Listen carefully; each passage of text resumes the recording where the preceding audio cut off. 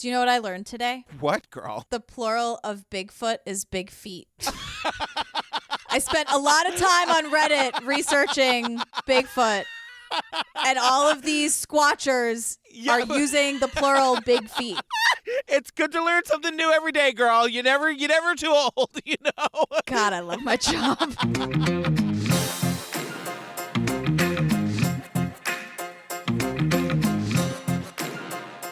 Hi, Julia Benzavalli. Hey, Patrick Hines. Banana. You guys, TikTok, Bigfoot o'clock. Today's the day, girl. This is your day. Happy birthday. Merry Christmas. I'm so excited. You guys, you've been hearing us say it for weeks now. Our very first ever virtual live show is happening Thursday, May 20th, 8:30 Eastern. Now, listen, if you can't make it to that, it's going to be available for 2 full days, 48 hours after. So buy a ticket. You can still watch it after the fact, girl. Yeah, so go to truecrimeobsessed.com, and I think something should pop up, and if it doesn't, go on See Us Live. And it was really, really important to us that if you can't make it, then you can still watch it. So buy your ticket, and at your earliest convenience, check out the show. Yeah, and you guys, we are covering Unraveled, the Long Island serial killer from Discovery Plus. It is bananas. We've been going through it so much, talking about what we're going to talk about. We have so much to say, girl. So much to say. It's a lot of Billy Jensen, a lot of New York accents. It'll be fun. Also, you guys, join us on the Patreon. We have over 200 full ad-free bonus episodes to download and binge right this second. But more importantly, part 2 of our coverage of Bigfoot, is available right now on the Patreon as well. It's actually called Sasquatch, but yes. Oh, right. Your Hulu was like, what did you call it? Yep. No. Part 2 will be our regular episode in the regular feed next week. But if you just got to hear our screaming take on the second half of Bigfoot, right now, you can't wait. Go get it on the Patreon, you guys. Patreon.com/truecrimeobsessed, or go to our website and click on the Patreon link. Yeah. I mean, this is 3 episodes. I have pages beyond pages. I mean, I thought my fingers were going to fly off. I was typing so fast. My goodness. Tell me one interesting thing that happened to you this week, girl. Oh, I got a new rug. For a very bare area of our living room, and it came today, and I'm really excited about it. Congratulations, girl. Thank you. I was really stressed that it wouldn't work in the space, and it did, and it just it was exactly what we needed, and how boring is that?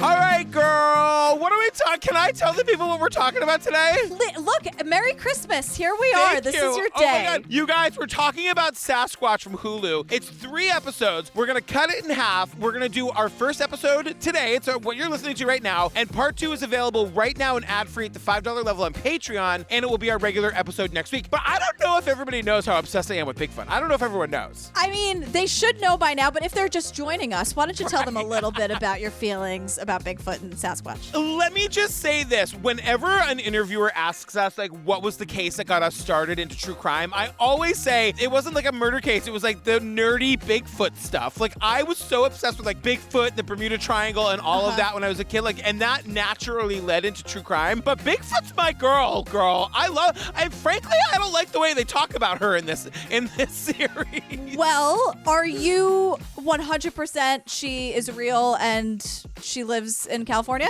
I'm gonna say yeah. I think Bigfoot's probably real. Okay. All right. Well, this will be interesting. Someone doesn't have to be out in the woods too long to feel like I might not belong here and something is gonna take me out. I've been a journalist for about 25 years. Embedding with street gangs, going undercover as a neo-Nazi skinhead. But now I'm gonna tell you the craziest story I've ever heard. I was working on a cannabis farm up in Northern California. I remember a guy telling me about 3 bodies torn to pieces. He said a Bigfoot killed those guys. A Bigfoot murdered 3 guys on a dope farm. There's always been rumors of legendary violence. The story of Sasquatch, or of man-like monsters, has been with us from the very beginning. There's a belief in supernatural forces that runs deeper up here than most places. You believe that Sasquatch can teleport? No. Yes, you do. No, yes, I do not. You do. Do not go there. People pass through here and they just see how beautiful it is. They have no idea the shit that goes on in this area. As scary as some of these stories are, we still want to figure it out. People are afraid of the unknown. The evidence convinces me that Sasquatch is dangerous. It scared the crap out of me. I don't know if I believe in Bigfoot, but I sure as hell believe there are monsters among us.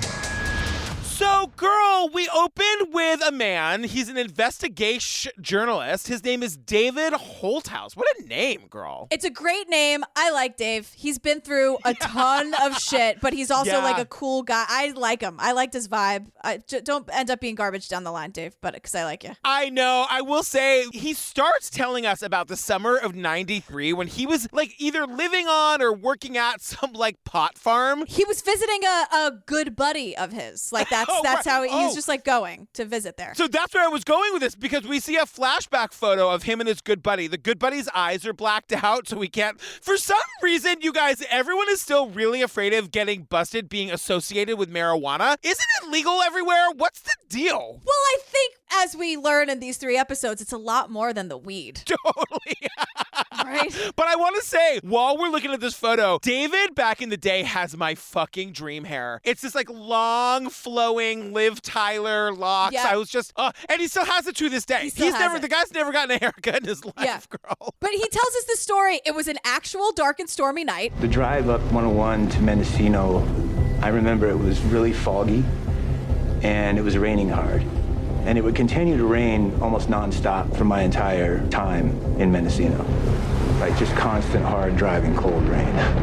He's doing a lot of that like writery thing where he's like he's like setting the scene in a way that's like atmospheric and a little annoying, if I'm being honest. He's speaking in prose. Yeah, totally. And so they get to this farm and there's like no heat, electricity, or water, just right. Super fun. And the next day, Dave is like getting to work on the farm and he's learning about it. And, he's like, everyone I spoke to wouldn't shut up about this Sasquatch that was running around and threatening people. They're like growling at people from the tree line and bluff charging, running at somebody and then skittering off into the distance, or hurling rocks, like big rocks just come chunking down from ridge lines.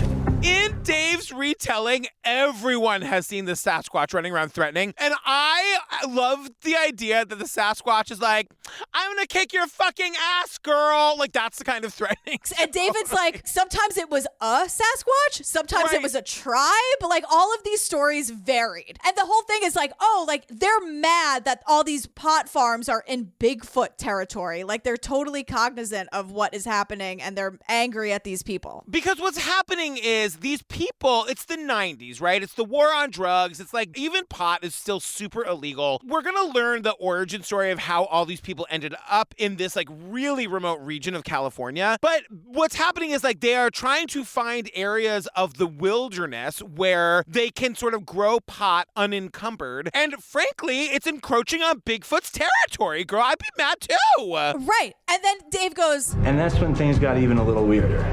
And that's when things got even weirder. And I just have in my notes, lay it on me, Dave. Let's go. I'm in. Lay it on me. Can I say one quick thing before we get into how it's weirder? I just wanted to point out, like, we're learning about these pot farms and how there's no running water, there's no electricity, there's no food, everyone stinks. And I was like, what is appealing about this to anybody? And then I immediately made the note, but I would for sure work on a vodka farm. If there was a job at a vodka farm, I would for sure work there. Yeah. And how do we not have vodka farms in this country? We do. Okay. They're distilleries. I'm just saying, I want to be like deep in the woods fighting off Bigfoot from my vodka. You know I love Bigfoot, but I love vodka more, girl. I definitely do. We need, like, now that we've opened so many bars on this podcast, but now we need like Bigfoot vodka. That needs to be your brand of vodka. Oh my God. We need to brand that, you guys. Bigfoot vodka. Oh my God, that's a great idea.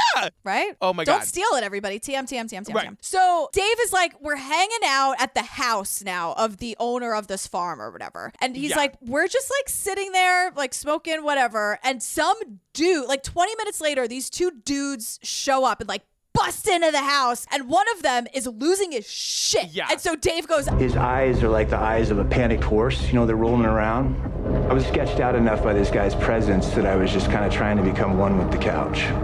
he had the eyes of a panicked horse. I was like, is this guy a writer or what? And then Dave does it. He does the eye move. I'm like, Dave. So this guy is freaking out and he's like, no, like it wasn't a rip. All the weed's still there. Everything's a fucking mess, but the weed is still there. And it's we don't know what's happening. And the questions are like, are you sure they're dead? And the dude's like, haven't you been listening to me? Of course they're dead. And I'm like, what is going on? And the dude's like, we gotta warn everybody, man. They're fucking coming for us, man. I assume. And so it turns out finally, everyone's like, dude, shut up and just tell us what happened. And he's like, okay. He believed he had just seen 3 bodies, dead, mangled, torn to pieces. He started to say something loud and was shushed. And then he said, I'm telling you, man, a Bigfoot killed those guys. Bigfoot killed these 3 dudes, man. David's like, what? Because the wording that they use is that Bigfoot ripped these 3 men to pieces. Like limb from limb. And what's more amazing than this entire story is that for some inexplicable reason, this is not the story that Dave tells at every fucking party. Because he's like, I don't think that I had ever told anybody that story. I mean, I got plenty of stories that like sitting around like shooting the shit with people. Like I'll lay out there things that I experienced. I don't think that's never been in my repertoire of like stories that you share about, well, here's a crazy fucking thing that happened to me. It just seems unbelievable. It just seems so unbelievable. I don't even really talk about it. And I'm like, what? Because what happens is he learns about these 3 men that got brutally murdered by Bigfoot and then like leaves the next day. Like nothing comes of it in the moment. And he just like leaves and goes back to his life. And over the years, he's like, I gotta tell you, my life is kind of amazing. I have like a lot of stories. Yeah. This is not one I tell. Like it's a deep, dark, buried secret he's kind of embarrassed about. And I was like, girl. Because what happens is, because Dave is me, basically, he just starts Googling immediately. Because the next day, he's like, well, did that even, it was so unbelievable where he doesn't even trust his own memory of something that happened the night before because he's like, that was bizarre, right? So he starts Googling and he starts looking up, like he's trying to look for the missing persons report, like are 3 men missing? Like what's going on? And for the record, David doesn't just goog. He fully immerses himself in whatever he's investigating. Like what, for example? I'm so glad you asked. Embedding with Chicano street gangs on both sides of a turf war, running dope with drug mules, staying up for 72 hours with crystal meth heads, going undercover as a neo-Nazi skinhead, that kind of shit. Those are the kind of stories I went after and how I went after them. Undercover as a neo-Nazi skinhead. And he's like, that kind of shit. Like, it's nothing. I literally made the note, this sounds like a job that is better suited for somebody other than me. You know what I mean? This is not a job I should have. And then I also wrote, are we allowed to say Chicano street gangs? It feels like something we should not be allowed to say. He's a white guy and he said it, and I'm quoting him. It feels like I shouldn't be saying that. Dave doesn't strike me as the kind of guy who always thinks before he speaks. We do like this guy, but I could see him saying some shit without wondering how it's going to make other people feel. You know what I mean? He does it later, and it's something. Yeah. I just want to say before we go any further, we skipped the whole opening sequence where we're getting all of these people talking about their encounters with Bigfoot. People are talking a lot of shit about Bigfoot. People are saying she stinks. She's not very friendly. Violent. And I'm just thinking, my only experience with Bigfoot is like Harry and the Hendersons or like Chewbacca. You can't tell me Chewbacca's not a goddamn Bigfoot. They seem so nice. Why is everybody being so mean about them? My whole thing is, I was going to save this for the very, very end, but I'll say it now. Okay, great. I think I'm right in the middle of the Bigfoot thing. I feel like at this point, there needs to be more evidence if it was really a thing. But at the same time, if there was real evidence that came out tomorrow, I'd be like, oh, cool. Wow, finally. Right. Like, I don't really have a stake in it. But I do firmly believe that if she exists, she's not this like bloodthirsty, violent being that she's been described in for 3 episodes. Like, what? I don't think she's mean. I think she wants to be left the fuck alone. I will say, though, one of the things you hear throughout, like whenever anybody encounters Bigfoots, she stinks, girl. She doesn't smell good. But there's like a sweet musk to her if the wind blows just right. We'll get to it. Can you get it at Scentbird? I'm just curious. So this area that they're in with all these weed farms, the region is called the Emerald Triangle. The region is called the Emerald Triangle because there's 3 counties, Trinity, Humboldt, and Mendocino County. All 3 counties are famous worldwide for producing very high-grade, bright green cannabis plants. as much as they're known for cannabis, like the Sasquatch stories in that area have existed for hundreds, maybe thousands of years. Yeah. Because the indigenous people of that region had stories about Sasquatch. Yeah, and this is where we also learn that, like, the folklore comes from the fact that, like, the woods are just, like, spooky, you know? Like, they talk about the fact that, like, these redwoods are, like, 1,000 years old. They're so tall. It's, like, its own country out there. And I was like, why would anyone go in there? Why? Why would anyone go in there? I think it's, like, so beautiful. Like, those redwoods are so gorgeous and they're so old. And that's when Dave's like, yeah, and also, it's a dark history, this region. It's a dark history. There's a dark history to this place. A lot of blood's been spilled beneath those redwood trees. And going back at least as far as the 1860s with the California gold rush, you know, you got hordes of white frontiersmen and plunderers coming in the area, just brutalizing the indigenous people. White people coming in and like murdering and raping and brutalizing them during the gold rush. And like then the logging industry comes and chops down all these original 1,000-year-old redwoods. Like 90% of the original redwoods are now gone. So thanks a lot, white people. Way to go. Yeah, and they say by the 1970s, like, this area had been, like, cut to shreds. Yeah. Like, they show videos of them, like, sawing down these trees. It takes, like, 5 people to saw down the... Like, it's really, really heartbreaking to watch. But this is when, like, the hippies and the, quote, back to the landers move in. And we meet so many of them. Ghost Dance is the most verbal. Yes. He's the most vocal here. Ghost Dance also, like, rolls up a marijuana cigarette right in front of us. He just rolls it up and he's just, like, smoking it. And it's just like, these people, I just have this note throughout. These people love pot so much, girl. They love it so much. God bless them. But the reason why they love it is because we learned, someone's like, let me tell you something. Everything out there, the flowers are more intense. The wild-crafted herbs are more intense. It has the tastiest tomatoes. And by extension, the cannabis that people have grown out there is just the best in the world. Everything that is grown here is the fucking best. They have the tastiest tomatoes and the best cannabis on earth. And I'm like, good on ya. Does, like, tomatoes fall under, like, what you want to eat when you get the munchies? Are you just, like, walking out to the tomato vines and picking one off? No. I think you want to dip things in ketchup, but I don't know if you want a full-on tomato just shaking some salt on there. I just want to say, like, these hippies and the back to the landers that moved into this area in the 70s, we meet these people and they're like, we wanted to build our own schools and grow our own food. And I just said, I am not like these people. So this guy Ghost Dance is here, and he actually has this very cute Sasquatch stuffed animal. I think it's adorable, this little stuffed Sasquatch. This guy is high as a kite while he's doing this little bit. Oh, and look at this. Here, wait a minute. Sasquatch has appeared. Here he is. Oh, it's Sasquatch. Oh, yeah, not so scary or tough. High as a kite. Stoned out of his mind. And he says something where he's like, I personally have never seen any evidence of Bigfoot existing. This guy's been living in the fucking woods since the 70s. If he has not seen a Sasquatch, there isn't one to be seen. You know what I mean? Wow. How did that feel? I'm just saying maybe there's not one there to be seen, you know? Uh-huh. But there's one, like, elsewhere is what you're saying. Elsewhere, yeah. Okay, sweetheart. Okay.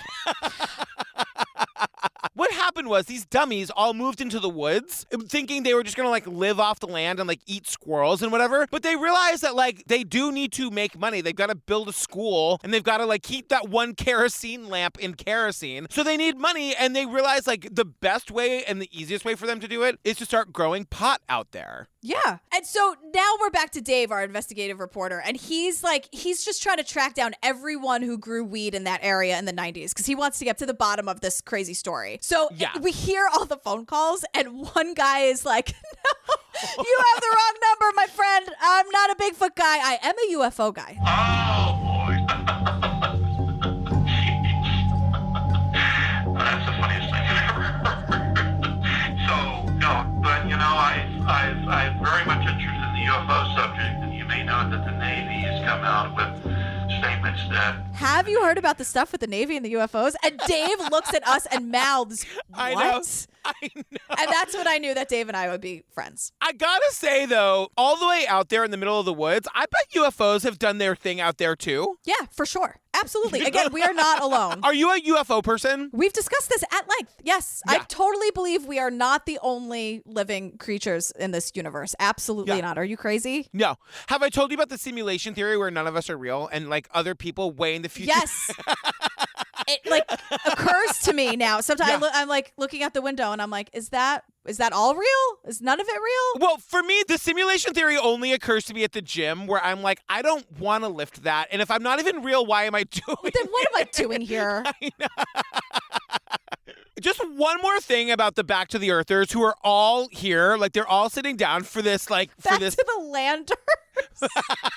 Sorry, I got caught up in the UFOs. Back to Earth, please. Thank you. Not a single one of these fucking people has ever seen a Bigfoot. Not a single one of them. They've all lived in the trees since the 1970s. None of them have seen a Bigfoot. Right, especially James Bobo Fay, who's a Sasquatch hunter. And James does not want to sit down. He wants to stand behind his couch. Dave is like, hey, James, like, do you have stories about Sasquatch getting violent? And Bobo's like, you fucking bet I do. Yeah, I heard several firsthand stories about them getting violent. There's one story about some guy out in Witch Pit got pulled apart, like all 4 of his limbs and head pulled off. And that was back in the early 70s. Man, when they see you, they just see a big old slab of meat walking out there. Don't trust them. I've heard stories from a lot of people who heard stories from other people. And I'm like, that's the opposite of a firsthand account, James. If it didn't happen to you, it's not a firsthand account. James Bobo is going to be back in another episode saying, remember how they were saying that like the Sasquatch were really threatening and they were, what was the kind of charging they were doing? Bluff charging. Yeah, he says he's been bluff charged by Bigfoot like many times. He says that later. Well, not many, but like several. That's one of my favorite lines of the whole thing. He doesn't even take a breath. Mostly, though, it's just a lot of growling and bluff charging. I mean, I've been bluff charged plenty of times. Not plenty, but several. And it's effective if it wants you to leave. Get your story straight, Bobo. Get your story straight. We got to deal with another guy who's now a misogynist against the Lady Bigfoots because he's saying, look, I've said it before, I'll say it 1,000 times. You smell them before you see them. Then he blames the women for the smell because it's the Lady Sasquatch being on her moon cycle, girl. I was like, okay, you know what? I know. He says, usually before you see them, if the wind is blowing right, they have a very sweet, musky smell. That could be when she's in that time of her moon cycle and when she's really looking for love. She either stinks like that because she's on her moon cycle or she's super horny. One or the other. Yeah. You know what? If it doesn't happen to you, I don't want to talk about it with you.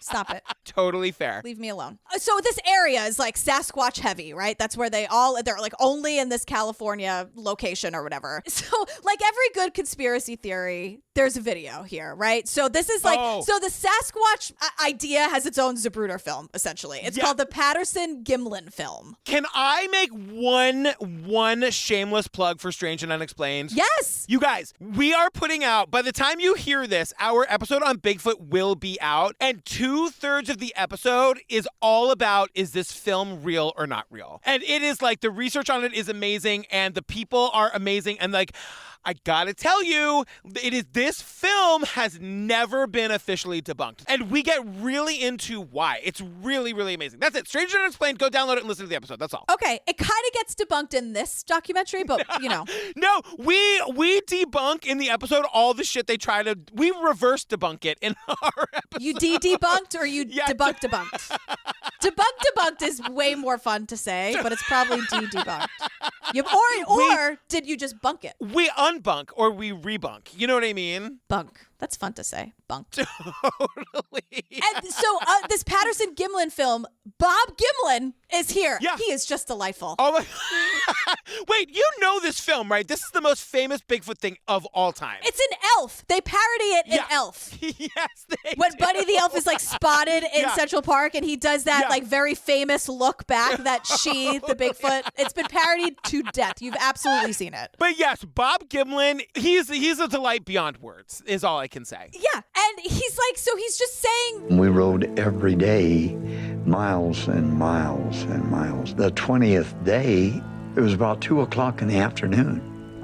The sun was still up, nice. All at once, one was standing across the creek, looking straight at us. he's explaining we were there for 20 days. They're looking for Bigfoot. And then suddenly, there she is. And they film it and whatever. Yeah. And the thing about this video is that like they really were like on a mission to like see if they could find a Bigfoot. And they did it. He said they were riding around 40 miles a day. They shoot this like famous like shot of the Bigfoot from several hundred feet. But like, you know, it looks really real and it's kind of scary. And they get a straight on shot of her. And we will get more into this later. So put a pin in the Gimlin-Patterson film. We're coming back to it. Yeah, okay, enough of that. Everybody shut up because Wayne and George's are here. They are life partners and Sasquatch hunters. That's their lower third. When I first watched this episode, I like spit the vodka out of my mouth. I was like, there's guys! There's guys! They are fighting before they even sit down. They're bickering.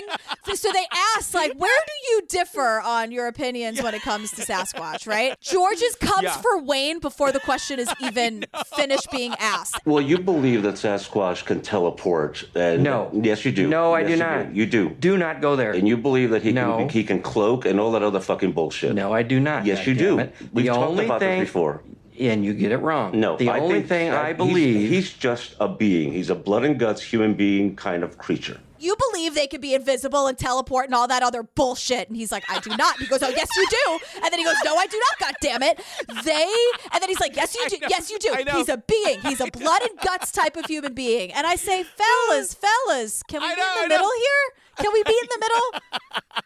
But the thing is, like, they both have Bigfoot story. Like, Bigfoot is really important to both of these queens. They really, really love Bigfoot, and they really want her to exist. And as you pointed out before we started rolling, Wayne and George are very underutilized in this documentary. Completely underutilized. We see them here and then again at the end, and that is it. I can't believe it. I know. But these gays really love each other, I think. It seems like they've been together a long time. Oh, for decades. And that's why they're just bickering. Because, you know, I love you. Yeah, okay. You know, it's fine. But no, I do not, goddammit. I mean, this is the fight they have every day of their lives. They're fighting about does Bigfoot have an invisibility cloak or is she part human? Like, this is every day.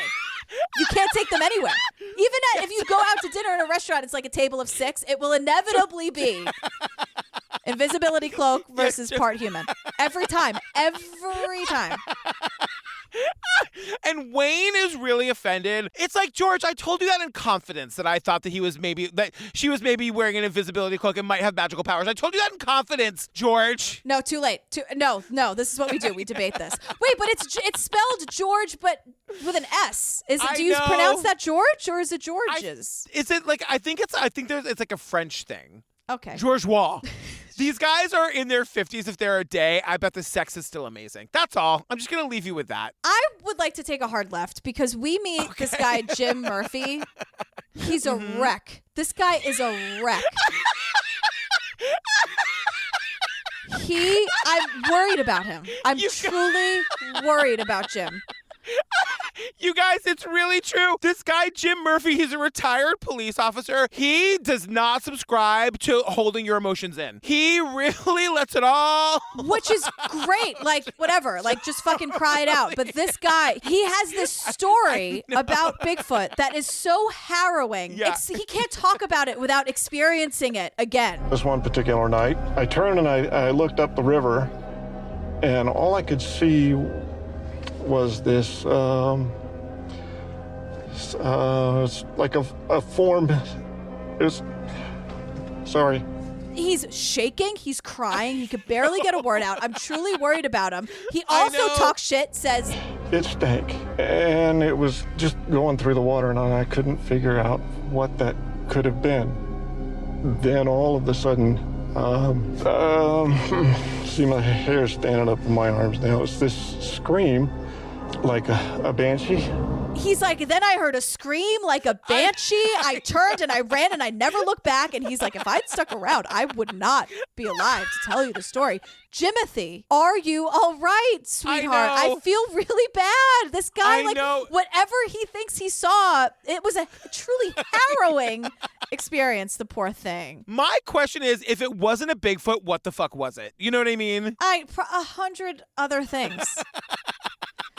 Like a bear? Maybe just your imagination, maybe a bear, maybe a branch, maybe a leaf, maybe a, I don't know, Jim. Do you feel like Bigfoot is like the Slender Man of the woods? A little. That's where I'm kind of going with this, now that you mention it. So we meet this guy, Jeff Meldrum. His name, I saw his name a lot today in my research. He's a professor, and he is completely convinced that Sasquatch exists. And he's like, The most compelling evidence for the existence of Sasquatch, from my point of expertise, is the footprint evidence. I've spent a lot of time assembling a very large sample of footprints from all over North America. and he has like these 30 quote footprints. They all look exactly the same. I know.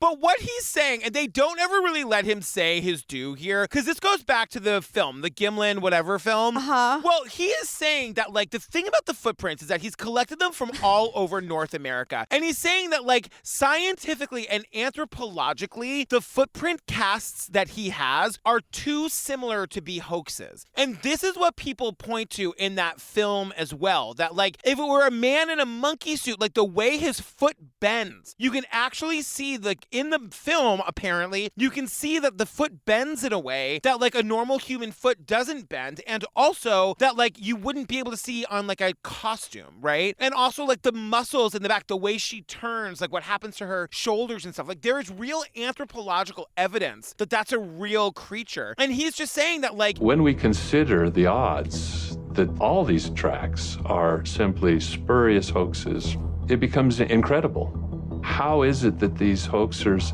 have incorporated things that have only come to light and been understood in the realm of science and anthropology in the past, few decades? If you're going to fake Bigfoot footprints, I have casts from all over North America, and they're all very similar. The look on Jillian's, you guys, she's just humoring. Right? You just mean it so much. Like it just means so much to you. I really want you to have it. I really like it's. I want you to. I want to hand it to you. I want you to unwrap it. Like I want you to have this gift. I know. That's what I want. Know. It's taking me right back to 7th grade, where I once made a poster board like thing about the Bermuda Triangle. I had a little star sticker for every plane or boat that ever went missing in the Bermuda Triangle. And when it was something like 139 or something. And when I recounted it, I realized I had done one too many, and I started over. Why didn't you just take it off? I don't know. You okay, girl? Are you okay? You can tell me. It's just us here. There's nobody here listening. Are you like all right? I don't know. It's been a real long quarantine. I just see you up at 2 a.m. with like just the light of the computer screen, just like looking. You guys, I love this shit so much. I'm gonna give one more shameless plug. It's why I put my heart and soul into this and into Strange and Unexplained. It's the podcast I've always wanted to make. It's my favorite. I mean, God, if I'm picking a favorite thing I love to talk to you about, it's a big list, but this is right at the top. I love talking about this shit with you. Because I really, really want it to all be real. You know what I mean? Yeah. I just learned about the deepest lake in the world and the humanoid creatures that live in there. Girl, I need that to be real. Say those words again? There's the deepest lake in the world is somewhere like in Russia or something. And there's a whole article about the humanoid creatures that live in that lake that divers have actually encountered. Wow. I know. Wow. Yeah. It's probably true, For you, girl, I love you so much. I want it to be real. I do. But James is back, Bobo. Yeah. And he's, willing to bet that a lot of unsolved missing person cases are probably because they were killed by a squatch, I'm sure there's people that disappear that it's because of a squatch. My one buddy down in Southern Humboldt, he had the thing throw like a big chunk of log out of just overhead, just whoosh. Mostly though, it's just a lot of growling and bluff charging. A friend of mine, he was just there, and a big log was thrown at him by a squatch, which is weird because usually they just growl at you and bluff charge at you. And James is like, I know, I've been bluff charged plenty of times, not plenty, but several. But I've also never seen a Sasquatch in real life. Right. Bobo, what's the story, girl? What is the story? Bobo doesn't want to be accused of bragging, so he's like, not plenty, but several, like enough. I've been bluff charged like a good amount of times. Bobo. Oh oh my God, you guys, I don't want to spoil anything, but like, we don't get to talk about Bigfoot that much longer. So just like, I'm really going to enjoy it. You know what I mean? Savor it. You got to savor the moment. So Dr. Meldrum is back, and he wants us to know that if you're going to go squatching, you got to be really safe about it, you guys. As with any large and potentially dangerous animal, you need to show the proper sensibility and precautions. I never go out in the field without pepper spray or a sidearm for personal security. If you're going to go squatching by yourself in the woods, you got to bring with you your pepper spray and a sidearm. Don't you fucking shoot Bigfoot. This is what I'm saying. If you are out in the middle of the ocean and a shark eats you, it's your fault. You're in his house. When those idiots who hurl themselves into the fucking lion exhibit at the zoo and they kill the lion, that makes me crazy. It's murder. Don't do that. You are an idiot who jumped over the fucking railing and you got eaten or you just got scratched. You're going to kill the lion for doing exactly what is in its DNA. Fuck that. And exactly what that wall barrier is meant to prevent it from doing? Who jumped over the ledge, the lion or the idiot? I rest my case. So David has a friend in LA who gets him somehow in touch with a guy named Razor. And this guy, Razor, is exactly who David wants to talk to because Razor worked on the pot farms in the early 90s when these 3 murders happened. I know that we are here for me to talk about how much I love Bigfoot, but we're actually here to talk about these 3 murders and figure out if Bigfoot did it or what happened. Right. So Razor's like, here's the story I heard. I just remember a story that there was farm workers, possibly Mexican nationals, and the Sasquatch got them. Their camp was found with, the bodies torn apart everywhere. Their camp was found with the torn up bodies, and it was on Spy Rock Road. And that's a really important location. So David is very protective of the information because when he talks to somebody, he wants to know that if he gets a person with information that it's legit. And so this guy Razor also, without any prompting, says, oh, that was the fall of 93, which is when David was at that pot farm where that guy came in and said Sasquatch just killed those 3 guys. So David knows that Razor's the real deal and he knows shit. Yeah. And also Dave is like, Razor's a steel trap. He's been around. He was in San Quentin 3 times and didn't yap about anybody. So, and because Razor is trusted in this community and he also has the dates right unprompted. So Razor sits down with us and he's like, no. People weren't just telling this story about the 3 guys getting ripped apart by Sasquatch. This was a warning. I had never heard anyone say it, with such conviction. It was like a serious call to arms. This is the biggest threat we're going to be facing towards the end of this season. So we're going to get attacked by Sasquatches, as if the stuff we were up against already wasn't enough. This was a call to arms. These weed farmers were facing a threat, and the threat was Sasquatch, and oh my God. And Razor's like, because we weren't dealing with enough bullshit in the 90s with the war on drugs, let's throw fucking Bigfoot in there. Oh my God. And so also I gotta say, I like Razor. I like Razor too. He's wearing a shirt that says unbelievable about Belize. I love it. That's really funny. And so the first episode ends with this really big cliffhanger because suddenly Dave, the reporter, gets a text from this PI that he's working with. And it's super unsettling. And we see the texts. And the texts say the following. I feel morally and ethically bound to warn you that you are venturing into very dangerous territory. Unlike you, I live here and have a family to protect. And then the last text is you, period. Please be careful. And that's how the episode ends. Dave, get out of there, girl. We need you. So, Sasquatch episode 2, it's called Spy Rock. And you guys, we're back to talking about the Patterson-Gimlin film. That's the famous Bigfoot video that has never been debunked, and it happened in 1957 or 67 or whatever. So we're sitting down with a guy named Bob. I can't pronounce his last name, girl. Bob Hieronymus. Okay, great. And he's got a Bigfoot head on his lap. It's like a bust. Yeah. I was like, I know who this fucking guy is. I know who this guy is. He claims that he's the guy in the Bigfoot costume from the movie. And he says, Gimlin and Roger asked me if I'd wear the suit, and promised me give me $1,000, for 10 minutes work. What the heck? But he said, you can't tell anybody anything, nothing, no, nothing. I said, okay, I won't. I don't believe this guy for a goddamn minute. And in our episode of Stranger Than Unexplained, I'll tell you why. He's like, I kept this secret for 30 years. I wore the suit. The head went on last. It only took one shot. And I'm like, oh, one take Bob over here. Great.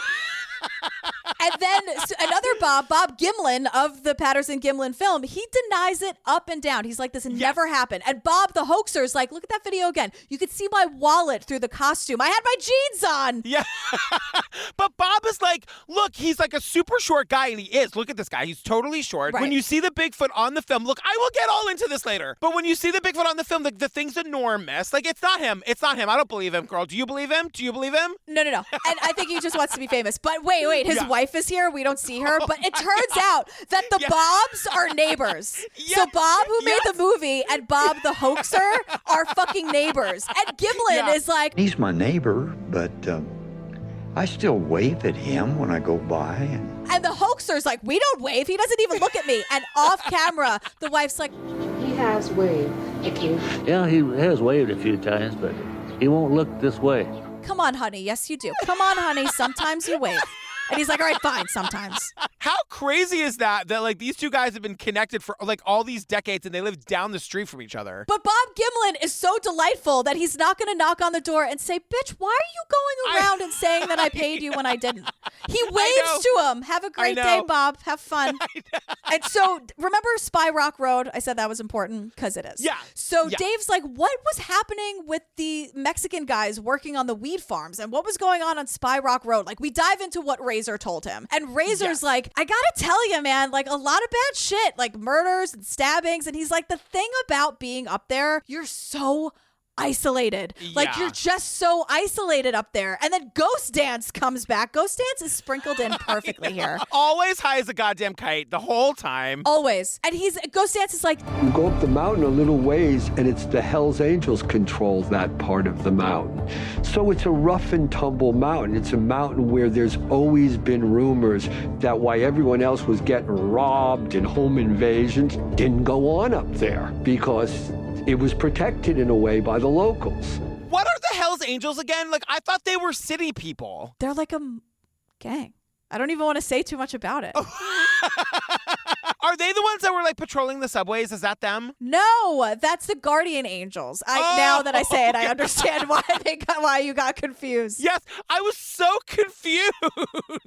But the Hells Angels are like, yeah, it's their territory. And so like we learned that like while all these like break-ins and home invasions were happening in other areas of this area, Spy Rock Road, it was all good up there because Hells Angels were in charge and they will kill you without even thinking about it. Well, it wasn't all good because while the Hells Angels protected the area, there was like a shit ton of violence. There was like a woman found hanging from a tree, like all of this crazy shit. And Razor's like, here's what you have to understand. It's not that hard to grow cannabis, but to finish it and to protect it while it's growing, that starts to add elements of danger and skill that are necessary to like pull it off. Growing the cannabis is easy. That's the easy part. It's protecting it that gets everyone into trouble because you had to control your farm, your area. You had to either instill respect or fear. And I'm like, Razor knows his shit. Dave was right. And it didn't used to be like that. So when back to the farmers, back to the earthers, back to the what? Back to the landers. Back to the landers. When they moved up there in the 60s with their kerosene lamp and the school they wanted to build,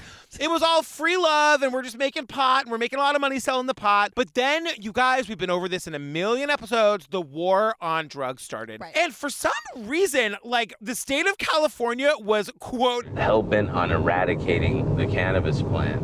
Hell-bent on eradicating the cannabis plant, girl. Somebody has not heard of their medicinal benefits. Right. Let's get crack off the streets. Let's get heroin off the streets. Meth. Right. For the hippies and the gays that just want to smoke a little pot. Come on. Leave them alone. Totally. But like, vodka will kill you if you drink too much of it. Pot is literally medicine. It's literally medicine. Yeah, alcohol does way worse to your body than weed ever would. Weed helps. Alcohol hurts. I will take booze over pot I am not a pot person, but like California, calm down. You know what I mean? I know. Now California is like the first one to legalize it. Have they decriminalized it? They should. That's my other soapbox. Anyway, but so these guys are like, yeah, you know, so we'd have like the Grateful Dead blasting in the background with no electricity, but they'd be carrying AR-15s. Like it became a fucking war zone. And they were setting booby traps like tripwires and motion sensors. Wait a second. You can't just say a word like booby traps without discussing how ridiculous that word is. It's a ridiculous word. It's a ridiculous word. And like these booby traps were insane. Yeah. I can't even say this. I can't even say it. This isn't like Indiana Jones style booby traps where it's like that game Mousetrap and like all 5 things happen and then they chop your head off. They were hanging up fishing hooks at eye level. And we visited a couple other farms to help string fish hooks on fishing line about eye level around cannabis patches. They also were setting small game traps and installing motion sensors around the perimeter. You're like just walking in looking to steal your neighbor's pot and all of a sudden your eyes are gouged out by the fucking fishing. Can you imagine? Well, those are going to be my nightmares tonight. I know. I was doing okay today. And they have this thing, this camp commander. And camp stands for Campaign Against Marijuana Planting, the big bad fucking cannabis, but heroin's okay. Right. And so these camp people, it's like a task force that was like basically enacted in the early 90s to go up to like Spy Rock Road and all these places up in the woods where Bigfoot lives and like basically burn it down. Like they're taking machetes and chopping down people's pot plants. They're talking about helicopters landing in the quote meadow next to the school. These people really loved their privacy. You know what I mean? They loved it. And so the Back to the Landers are like, it was a war zone. Like this was crazy. And then we get this piece of trash, Mark, who was an officer. And he was like, oh, it was outstanding. Camp was outstanding. Had a lot of fun working for camp. Something new every day. We had no clue what we were getting into, but for the most part, yes, it was fun, dangerous, rewarding, and exciting, real exciting. Oh, God, it was so much fun. It was fun, dangerous, rewarding, exciting, real exciting, man. Real exciting. And one of the Back to the Landers is like, they thought they were these badass cowboys. They'd also smoke the weed they stole, by the way. So that's always fun. And like, it's really crazy to watch it because like, we've been spending the whole first half of this documentary meeting these Back to the Landers. They really are just like nice hippies that wanted to like live in the woods and, you know, like not have deodorant and build schools and have meadows. And like, you were seeing these like guys coming out of like literally from helicopters, like roping down like it's Vietnam. Yes. And like terrorizing these local communities. Everyone is fucking terrified. They're making off with these enormous pot plants. It's just and everyone is saying that like it wrecked everything. Like you would literally like watch your entire year's like earnings go up in smoke in one day. Yeah, and we get this guy. I forget his name, but he's a Back to the Lander and he has great stories and I just like hearing him talk. I don't know, it's weird. But he's like, and it was really hard work.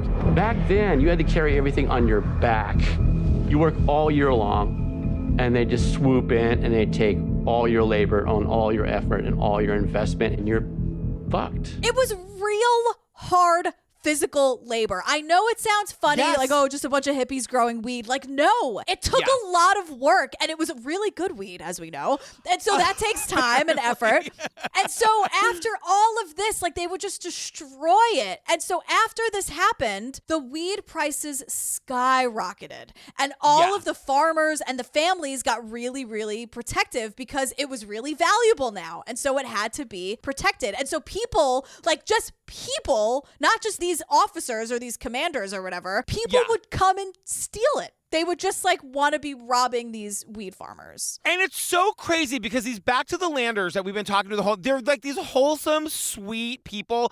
You see them talking about how like they all had to get like, you know, do not trespass signs. They all have AR-15s. They're all like staying up all night pointing guns at their pot plant. Like it's really crazy. And to me, I'm like, couldn't you just move back to town and get a job at the mall? You know what I mean? Like why are you so committed to the pot that you're gonna like suddenly be a gun toter? And people say as much. And some people decide they don't want to live that way any longer. And the smart ones took the proceeds and like left the game behind. But some people just got caught up in it and didn't know when to get out. Ownership, it changes everything because once you own something, now you have to protect it. They had done all that hard labor. They had put in all the work. They'd given up their lives, and like they felt ownership, and they just got so caught up in it. Yeah, and then they say too, like even now, most of the cannabis grown up there goes to the black market. Like even though there's a regulated market for cannabis now, the unregulated market is still much bigger. Right. So now we're back to reporter Dave, and he's on the phone with a confidential informant, and they're going to meet at the local bar parking lot, and it is a doozy. This bar is called Boomers. Yeah, it's the local bar, and the guy's like, hey, so we're going to meet at Boomers, and Dave's like, the what? Like he didn't know that it was the bar. He was like, oh, some secret hideaway? Like, yeah, I hung out with the Nazis, dude. I went undercover, yeah. And he's like, oh, it's a bar in a strip mall. Okay, I'll go. So you guys, that's where we're going to end episode 1, but I got to tell you, in episode 2, we fucking meet Bigfoot. And like it becomes a true crime story. So there's Bigfoot involved. Yes. And we're like solving murders. We're like, I don't know, we're doing the work. We're doing it. So you can get episode 2 right now on the Patreon at the $5 level. You guys, you don't want to miss it. It is just more of this bananas nonsense. It's going to be our regular episode next week. Wait. Before we wrap up, can I ask you a question? Yeah. This series didn't change your mind on the Bigfoot. You're still like 100% she's out there? Yeah, I'm 100% team Bigfoot. I didn't even get to say this earlier. They say that Bigfoot is just like a recluse. Like she likes to live alone. There's not that many of them. They are private animals. They don't like the people. Right, so let's leave them alone and don't bring your gun. Like, I don't understand. I know. Wait, do you think there's gay Bigfoot? I'm sure. I think there's gay everything.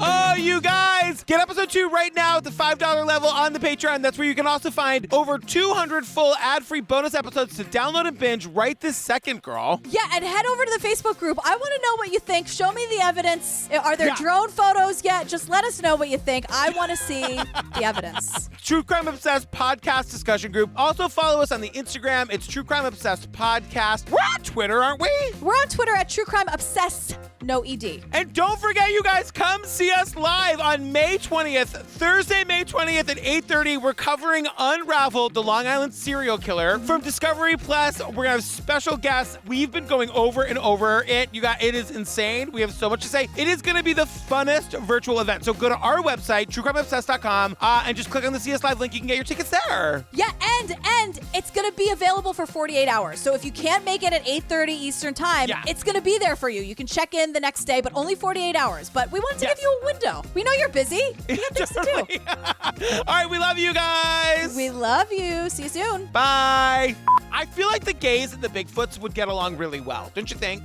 Oh my God, when they're sick of eating their fucking tomatoes and eating the grass and like getting the well water from the river, like just can't, like you can't order Domino's on Friday? I really like a good tomato. My grandmother used to grow like tomato and basil. That's a fruit, girl. That's a fruit. I know. It's a cop-out. Look, it takes a fruit to know a fruit, girl, all right? It's a fruit. It's not a vegetable. All right, go drink your Bigfoot vodka. But like it's 2021 and we have like drones and technology and fucking cameras that like are incredible. I just don't understand why these are the people who always have the Bigfoot stories. Do you know what I'm saying? Because the other ones are dead. They got eaten by her. Okay. Oh, yeah. Because, like, they were selling weed on her turf. Like, stop. Hey, let me look up my notes because I want to get this part right. Because, God damn it, girl, Bigfoot exists. God damn it. I'm not going into the woods, but I feel like if I met Bigfoot in the woods, we'd be friends. Am I wrong? I think you're right. I don't think she's violent, and I don't think she stinks. And if she does, she's a fucking animal. Like, get a grip. God.